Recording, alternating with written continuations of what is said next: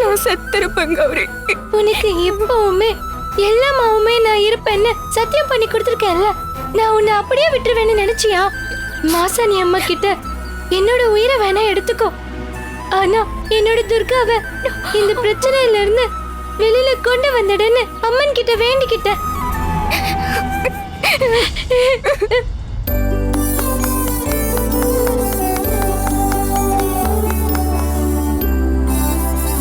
Fantastic madam.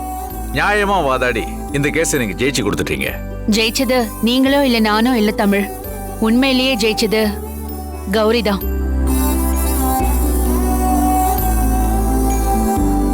அந்த குழந்தையோட பாசத்துக்கு கிடைச்ச உண்மையான வெற்றி. மேடம், நான் ஏதாவது உங்க மனசு நோக்கிற மாதிரி நடந்திருந்தா அதெல்லாம் மனசுல வச்சுக்காதீங்க. சாரி. இதுல சாரி சொல்றதுக்கு என்ன இருக்கு? நம்ம 2 பேருமே நம்ம கடமையை தானே செஞ்சிருக்கோம். சட்டம் அதோட கடமையை செஞ்சிருக்கு. உங்கள்கிட்ட வாதாடி ஜெயிக்க முடியுமா? ஐயோ தமிழ், ஒரு விஷயத்த நீங்க நல்லா புரிஞ்சுக்கோங்க. என்னைக்குமே உங்களை எதிர்க்கணும்னோ இல்ல ஜெயிக்கணும்னோ நான் ஒரு போதும் நினைச்சதில்ல. இதெல்லாம் நீங்க சொல்லணுமா? நீங்க வாதாடுற விதத்தை வச்சு அதை நல்லா நான் புரிஞ்சுக்கிட்டேன். நாம சீக்கிரமே வேற ஒரு களத்துல சந்திப்போம்.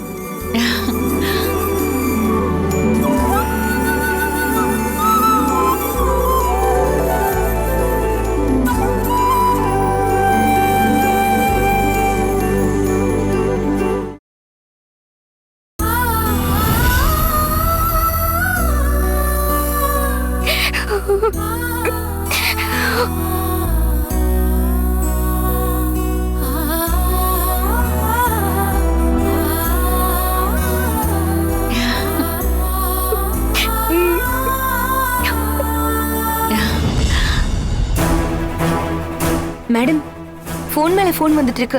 உங்களுக்காக தான் ஃபங்க்ஷன் ஸ்டார்ட் பண்ணாம எல்லாரும் வெயிட் பண்ணிட்டு இருக்காங்க.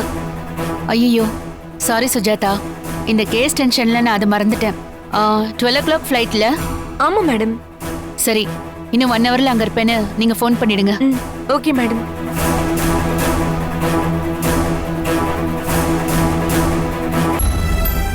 துர்கா, எல்லாரும் ஜெயிலுக்குள்ள வச்சே உன்னோட கதை முடிஞ்சிரும், நீ கண்டிப்பா வெளியே வர முடியாதுன்னு தான் எல்லாருமே என்கிட்ட சொன்னாங்க.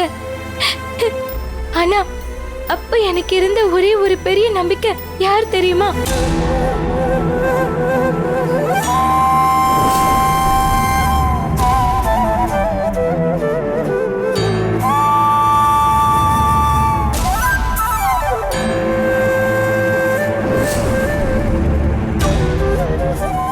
துர்கா, இவ்ளோ கஷ்டப்பட்டு இந்த கேஸ்ல இருந்து உன்னை வெளியே கொண்டு வந்த கற்பகாம்பாள் மேடம்க்கு ஏதாவது பண்ணணும்னு நினைச்சு வச்சிருந்தேன்.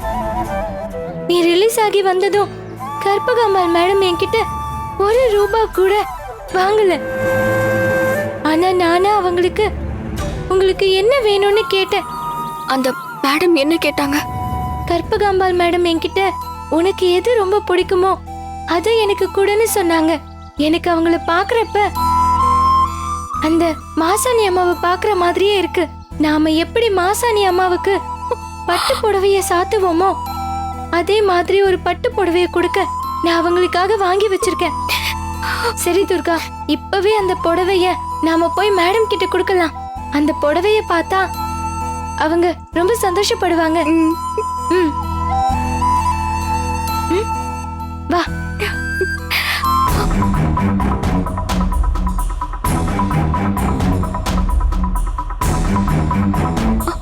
கௌரி, அம்மா, கற்பகாம்பாள் மேடமை பார்க்க முடியுமா? இல்லம்மா, அவங்க ஏதோ அர்ஜென்ட் மீட்டிங்னு கிளம்பி போயிட்டாங்க. ச்சே, நமக்கு இவ்வளவு உதவி செஞ்ச அந்த மேடமை தனியா சந்திச்சு ஒரு நன்றி கூட நம்மளால சொல்ல முடியலையே. கௌரி பாப்பா, நீ அந்த மாசாணி அம்மாவையும் கற்பகாம்பாள் மேடத்தையும் மனசுல நினைச்சிட்டு தானே இந்த பட்டு புடவைய வாங்கின. இப்ப இந்த புடவைய எடுத்துட்டு போய் நம்ம அம்மனுக்கே சாத்திரலாம். அந்த அம்மனுக்கு பட்டு புடவை சாத்துறது கற்பகாம்பாளுக்கு நம்ம புடவை சாத்தின மாதிரி. சரி.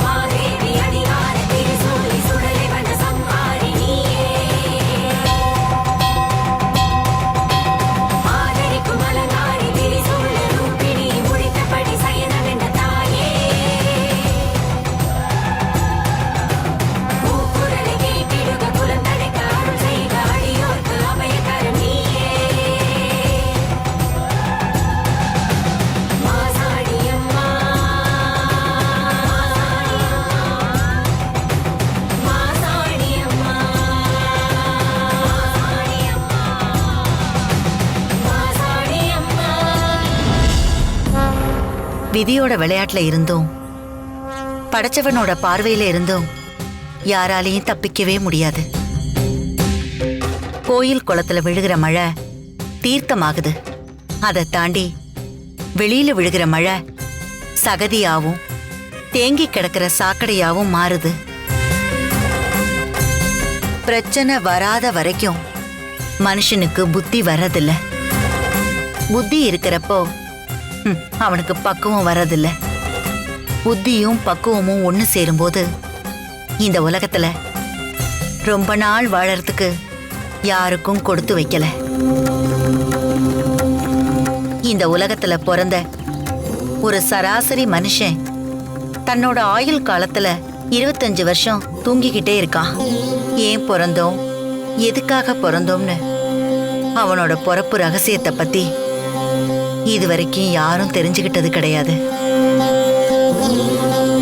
கீழே விழுந்த விதை ரொம்ப நாள் கழிச்சு நம்ம பாக்குறப்போ மரமா வளர்ந்து நிக்குது. ஆனா சூழ்நிலையோட சகதியில கீழே விழுந்த மனுஷன் கடைசி வரைக்கும் எழுந்திருக்க முடியாமலே அப்படியே கிடந்து மண்ணோட மண்ணா போயிடுறான். பறவைக்கு சிறகிருந்தா மட்டும்தான் அதனால நினைச்ச இடத்துக்கு பறந்து போய்கிட்டே இருக்க முடியும். அதே மாதிரி அம்மன் அருள் பெற்ற அந்த தெய்வீக சக்தி உன்கிட்ட இருந்த வரைக்கும் உன் கண்ணு முன்னாடி எந்த அநியாயத்தையும் நீ நடக்க விட்டதில்ல.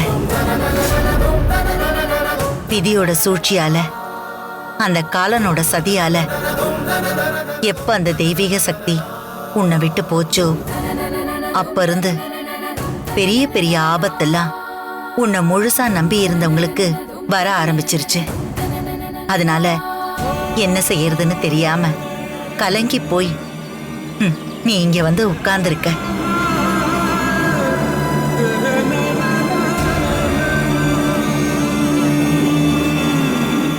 ஆமாம்மா, எனக்கு தெய்வ சக்தி இருந்த வரைக்கும் என்னை சுத்தி இருந்தவங்களையும் என்னை நம்பி இருந்தவங்களையும் என்னால முடிஞ்ச அளவுக்கு நான் ரொம்ப நல்லாவே பாத்துக்கிட்டேன். ஆனா இப்ப என்ன பண்றதுன்னு தெரியாம என்னோட பிறப்பு ரகசியமும் தெரியாம கண்ணை கட்டி காட்டுல விட்ட மாதிரி அலைஞ்சுக்கிட்டு இருக்கம்மா. சாதாரண பிரச்சனையா இருந்தா பக்கத்துல இருக்கிற மனுஷங்க கிட்ட சொல்லி அந்த பிரச்சனையை எப்படி வேணாலும் தீர்த்துக்கலாம். ஆனா என்னோட பிரச்சனைய வெளியில இருக்கிற யார்கிட்டயும் சொல்ல முடியாது. சொன்னாலும் புரிஞ்சுக்கவும் முடியாது. நான் பிறந்ததுல இருந்து என் அம்மாவோட முகத்தை ஒரு வாட்டி கூட பார்த்ததே இல்ல. என்னை எடுத்து வளர்த்தது எல்லாமே என் துர்கா தான்.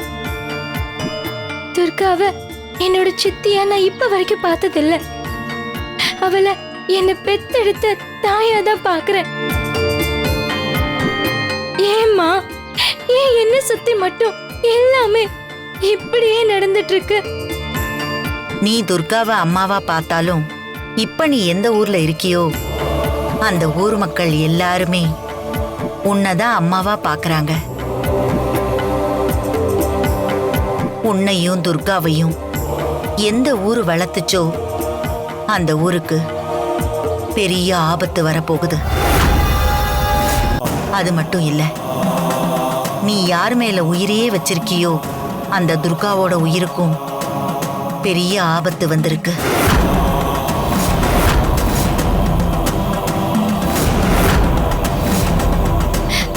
என்னம்மா சொல்றீங்க?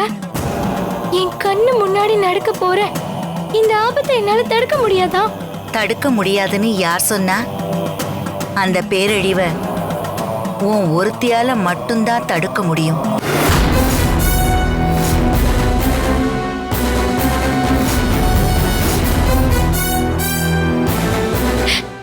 அம்மா, என்கிட்டதான் இப்போ எந்த சக்தியும் இல்லையே. என்னால இப்போ என்னம்மா பண்ண முடியும்? சொல்றேன். அதுக்கு நீ உன்னோட பிறப்போட ரகசியத்தை தெரிஞ்சுக்கணும். அத நீ தெரிஞ்சுக்கிட்டா மட்டும்தான் உன்னால பழைய கௌரிய திரும்பி வர முடியும்.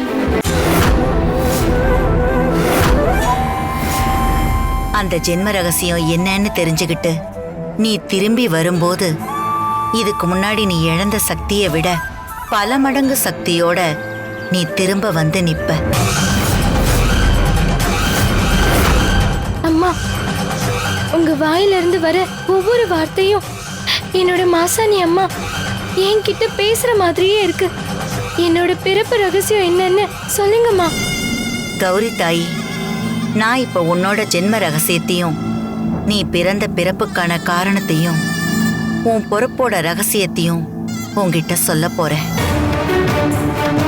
நான் உன்கிட்ட சொல்லி முடிக்கிற வரைக்கும் நீ உன்னோட வலது கையால என்னோட இடது கையையும் உன்னோட இடது கையால என்னோட வலது கையையும் இறுக்கமா பிடிச்சுக்கோ. உன் பிறப்போட ரகசியத்தை நான் சொல்லும்போது இதுக்கு முந்தைய ஜென்மத்துல உன்னால வதம் செய்யப்பட்ட பல துஷ்ட ஆத்மாக்கள் அந்த ரகசியத்தை உன்னை கேட்க விடாம அது தடுத்து நிறுத்தும். எந்த காரணத்தை கொண்டும் உன் பிறப்பு ரகசியத்தை நான் சொல்லும்போது எவ்வளவு ஆபத்து வந்தாலும் நான் சொல்லி முடிக்கிற வரைக்கும் நீ உன்னோட இமையை மூடவே கூடாது. சூறாவளி காத்தே அடிச்சாலும் இடி இடிச்சு மழையே பெஞ்சாலும் நீ கண் சிமிட்டாம இமை மூடாம நீ இருக்கிற இடத்த விட்டு ஒரு அடியும் நகராம நான் சொல்றத நீ கேளு தாயி. அப்பதான் நீ யாருங்கிறதே முதல்ல உனக்கு தெரியும். வா, என்கிட்ட வந்து உட்காரு.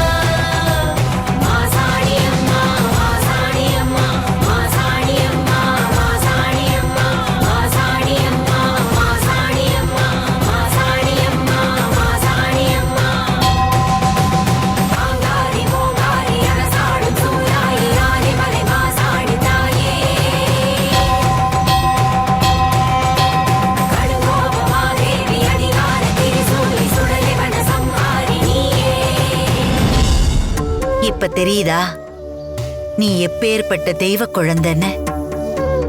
நீ இப்ப உன்னோட 7 ஜென்ம ரகசியத்தையும் தெரிஞ்சுக்கிட்ட. இதுக்கப்புறம் இழந்து போன உன்னோட தெய்வ சக்திய மறுபடியும் நீ மீட்டு எடுக்கணும்.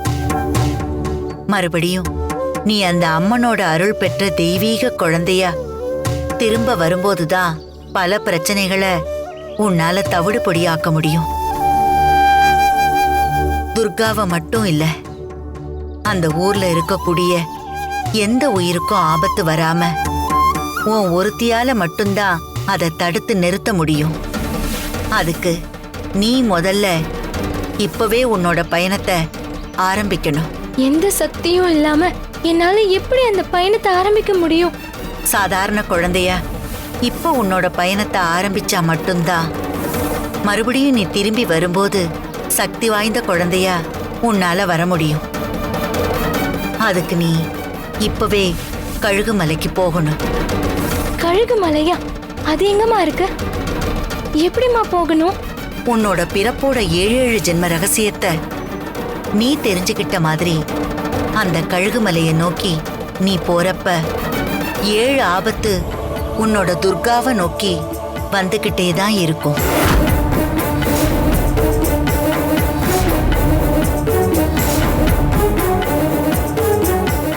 என்னம்மா சொல்றீங்க? நான் அங்க போகும்போது அந்த 7 ஆபத்தும் எனக்கு தானேம்மா வரணும். ஆனா ஏன் என்னோட துர்காவுக்கு வருது? நீ தானே அன்னைக்கு என்கிட்ட சொன்ன, துர்காவை நான் என்னோட அம்மாவா பாக்குறேன்னு. அது மறுபடியும் நடக்க போகுது. துர்கா உன்னை பழைய கௌரியா மறுபடியும் பெத்தெடுக்க போறா.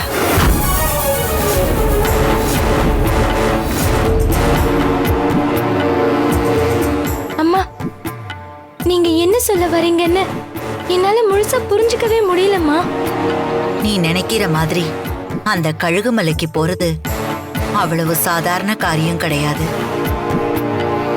அந்த கழுகுமலை அடிவாரத்துல வாசுகி பாம்போட வாய்க்குள்ளார இருக்கிற அந்த பவள மாலையை எடுத்துட்டு வந்து இங்க இருக்கிற அங்காள பரமேஸ்வரி கிட்ட வச்சு நடுநிசியில நீ பூஜை பண்ணணும்.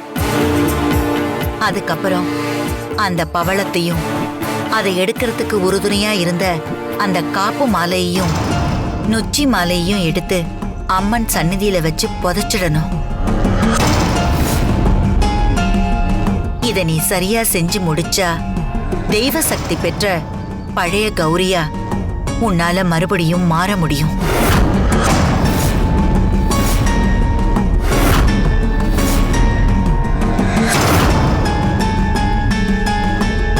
அம்மா, நீங்க சொன்ன மாதிரியே எல்லாத்தையும் நான் உடனே பண்றேம்மா. ஆனா இது எங்க ஆரம்பிச்சு எங்க போய் முடிய போகுதுன்னு தெரியல. நீ போக போற இந்த பயணம் துர்காவில ஆரம்பிச்சு கடைசியா உன்னோட கையால தான் முடியும். அம்மா, எனக்கு புரியுற மாதிரி சொல்லுங்க. இந்த காரியத்தை ஒரு சுமங்கலி பொண்ணுதான் பண்ணணும். அப்பதான் அந்த காப்பு மாலைய வச்சு அந்த மாலையை எடுக்க முடியும். அந்த சுமங்கலி பொண்ணு வேற யாரும் இல்ல, அது துர்கா தான். அதுக்கப்புறம் இன்னொரு முக்கியமான விஷயம், கழுகுமலைக்கு முன்னால நாகமலை இருக்கு.